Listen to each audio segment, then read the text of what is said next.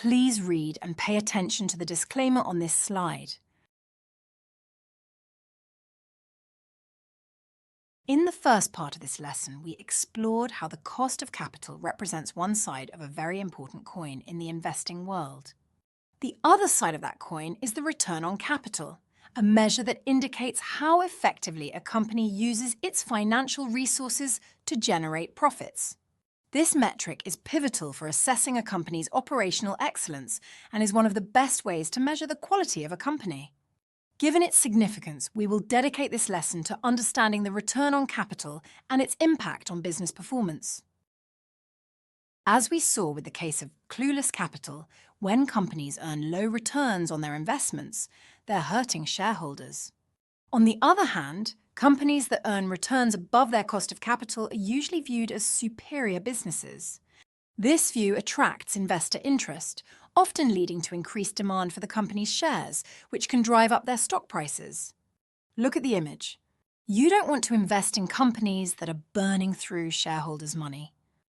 Now, let's go over what return on capital actually is. Return on capital analysis provides insights into a company's financial health, uncovering aspects often overlooked by traditional financial ratio analysis discussed in Lesson 5, Part 1. Consider this example for clarity. Imagine a company that manufactures flying saucers. This company produces and sells one saucer annually for $1 billion. The production cost per saucer is $800 million, leading to a profit of $200 million each year. This profit is determined by subtracting the production costs from the revenue. This results in a profit margin of 20%, which is notably higher than the average profit margin of companies listed in the S&P 500 index. As we discussed previously, such high profit margins typically indicate a robust business. The challenge facing the flying saucer company lies in its substantial initial investment. The factory required $10 billion to build. From this investment, the company earns a profit of $200 million annually, translating to a mere 2% return on the factory investment. This return is calculated by dividing the annual profit of $200 million by the initial $10 billion investment. Such a low return on investment is starkly inferior to safer alternatives, like US Treasury bonds, which offer double the return with virtually no risk. A return on capital analysis indicates that despite high profit margins, the flying saucer manufacturing business presents a less attractive option for capital investment. Investors in the stock market look at how much they earn each year as a percentage. For example, they might make a 15% profit in 1 year. Companies do something similar. Instead of putting their money into stocks, they invest in things like equipment and hiring people to grow their business. They also measure their success in percentage terms. One common way companies check if their investments are paying off is by using return on equity, or ROE. The return on equity helps show how well a company is making money with its investments. To calculate the return on equity, you divide the company's yearly net income by its average shareholders' equity for the year. Let me show you how the return on equity analysis can reveal the truth about the strength of a company's business with a discussion about the railroad industry. The railroad industry might not seem like a rapidly evolving sector, especially since it's been around for over 200 years. Many assume that its infrastructure, particularly the tracks, are primarily composed of steel. However, following the Staggers Rail Act of 1980, which deregulated the industry, the tracks have increasingly been paved with money. This landmark legislation transformed the railroad industry in the United States into a more efficient and financially robust sector. It led to a wave of consolidation, resulting in fewer but larger and more stable companies dominating the landscape. The consolidation that followed the Staggers Act significantly enhanced the profitability of the railroad industry. In the 1960s, the United States boasted over 100 Class I freight railroads. By the 1970s, this number had dwindled to several dozen, and following the Staggers Act, the industry's consolidation pace quickened. Today, there are only 7 Class I freight railroads remaining in the US. This trend mirrors the lesson from our lemonade stand comparison in Lesson 5, Part 1 about income statements, where less competition equates to greater profits. Similarly, the reduction in the number of railroad companies has been particularly beneficial for Union Pacific, the nation's second-largest railroad company, illustrating a transformative impact on the industry that we will explore further. Presented on the slide is a 3-year historical analysis of Union Pacific's return on equity. The average shareholder's equity is listed in the exhibit.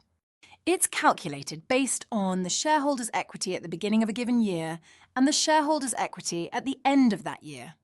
Take the sum of those two numbers and divide by 2.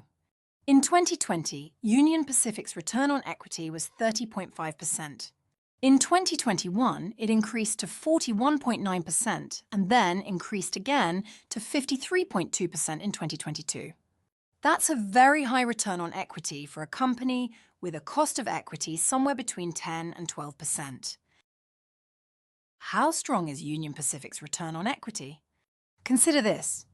Microsoft, a top global software company, achieved an average return on equity of 43% over the past 5 years.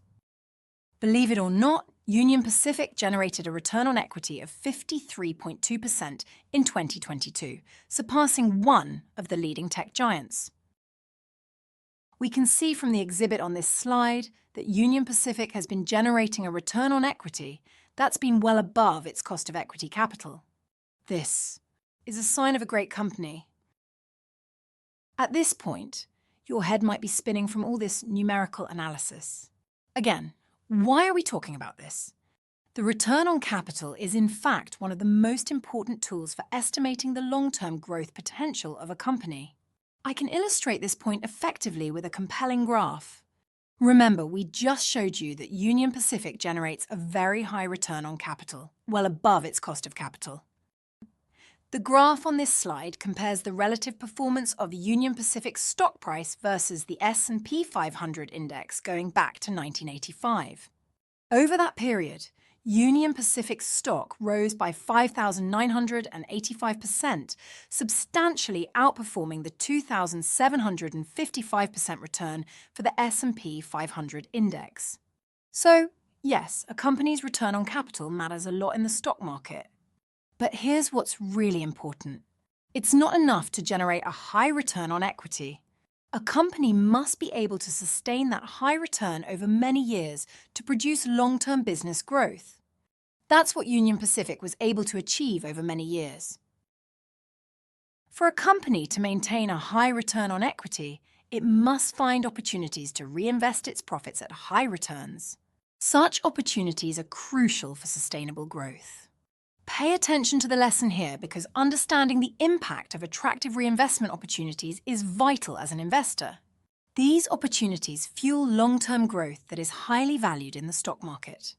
To illustrate this, consider 2 hypothetical pizza parlors.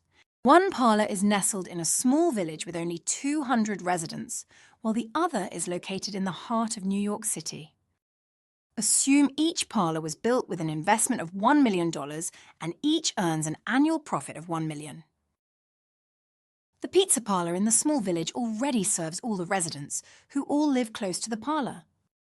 Using profits to build a new parlor would only cannibalize the existing parlor's business. Since there are no opportunities to invest in a new parlor, the owners just withdraw the $1 million in profits each year, and their business doesn't grow. New York is a big city that can support many more pizza parlors than in just one location. The owners could reinvest the annual $1 million in profit back into the business, opening one new parlor a year. After 5 years, they would own 5 places generating $5 million in annual profit, instead of just one earning $1 million. There's a lesson in the pizza parlor comparison. There are many companies that generate a high return on capital but have nowhere to invest their profits at equally high returns. Companies need both high returns and attractive opportunities to reinvest their capital to sustain superior long-term business growth.